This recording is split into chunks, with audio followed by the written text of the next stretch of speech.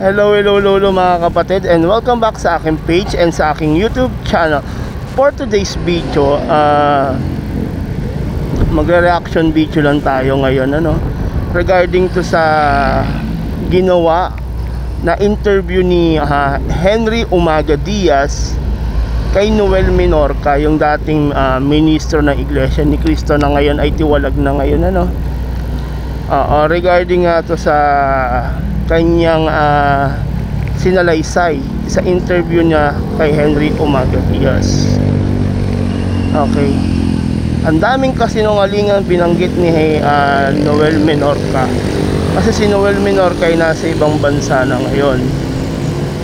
Siya ngayon ay, ewan ko kung nagtatago ba siya o doon na nakatira, Ang dami niyang sinabing kasinungalingan at kasiraan sa Iglesia ni Cristo regarding nga to sa ginawa nating kaisahan noong May 12, 2025. Ito yung ating pagkakaisa. Dumako muna tayo kay Sir Henry Umaga Diaz. Sir Henry, sa dinami-dami ng mga ministro at mga manggagawa at iba pang mga kaanib sa Iglesia ni Cristo, bakit sa tiwalag ka pa nag-interview? Diba? Unang-una, hindi na connected si Menorca sa Iglesia ni Cristo dahil siya po ay tiwalag na sa Iglesia ni Cristo. Napakadami niyang kasinungalingan sinabi sa iyo. Unang-una, ang binabanggit na black voting, ito po ay nakabatay po unang-una sa Biblia. Yun po ang sinusunod namin mga Iglesia ni Cristo, yung aral ng Diyos sa Biblia na magkaisa, iisang layunin at iisang pagboto lang ang kailangan namin.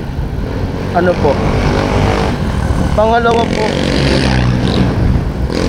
napakadaming kagaya ng sinabi, napakadaming ministro at manggagawa. Welcome naman po kayo pumunta sa INC Central Office.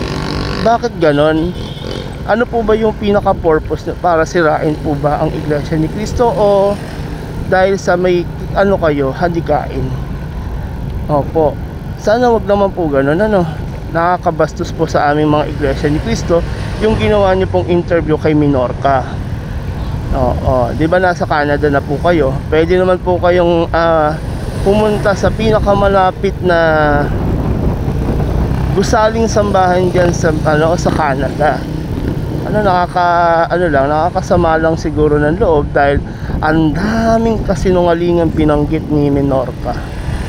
Doon tayo kay Noel Menorca. Noel Menorca, hindi ka na connected sa Iglesia ni Cristo. Hanggang ngayon ay nagbabahagi ka pa rin ng kasinungalingan. Hanggang ngayon ay nagsasabi ka pa rin ng ikaw ay kaanib sa Iglesia ni Cristo, pero hindi ka na Iglesia ni Cristo. Hanggang ngayon ay hindi ka pa rin nakakabalik sa Iglesia ni Cristo. Hanggang ngayon lumalaban ka pa din sa pamamahala. Kung ayaw mo sa pamamahala or ayaw mo sa aral ng Iglesia ni Cristo, magtigil ka na. Magtigil ka na, dahil unang-una mali yung ginagawa mo. Alam mo na nakabatay lahat ng aral ng Iglesia ni Cristo sa Biblia. Ministro ka dati, diba? Ang dami mong kasinungalingan pinagbabanggit na ikaw ay ipapapatay ng Iglesia ni Cristo, pero nahuli ka sa nahuli ka ng mga ibang kapatid natin na nag-groceries ka sa Santa Lucia Mall. Sabi mo may may debtor ka sa Iglesia. Bakit diba? Dami mong kasinungalingan. Kung ayaw mo sa pamamahala ng Iglesia, wag mo. Hindi ka naman pinipilit, diba? Magbalik loob ka na, kapatid. Sayang ang buhay mo, sayang ang pagiging ministro mo sa Iglesia ni Cristo, Sinasayang mo yung buhay mo, yung wala ka nang kwentang tao, sinisira mo pa yung buhay mo, Manalangin ka ng marami, dahil unang-una alam mong ministro ka na kayang-kaya ng Diyos ang lahat. Siraan mo man ang Iglesia ni Cristo about sa kaisahan, hindi mo matitibag ang mga kapatid, at hindi mo matitibag yung aral ng Iglesia ni Cristo. Sabi ko nga sa iyo, magbalik loob ka kapatid. Iwan mo na yung mga kasalanan, mga pinagsasabi mo. Puro kasinungalingan kasi yung mga binanggit mo sa vlog ni sa interview ni Henry Umaga Diaz. Ano po, sa lahat po na nagustuhan nitong aking vlog ngayon, ay don't forget to follow po sa aking Facebook page na Daddy Julius po, at sa aking YouTube channel na Ramaklin po, no. Doon kay Sir Henry Umaga Diaz, kung mapapanood mo tong vlog na to, sana sagutin mo ano po yung purpose po ninyo, bakit po kayo in-interview ang isang tiwalag sa Iglesia ni Cristo. Ikaw naman kapatid na hindi ka pala kapatid, ikaw minor ka, magbalik loob ka na, ayusin mo na ang buhay mo.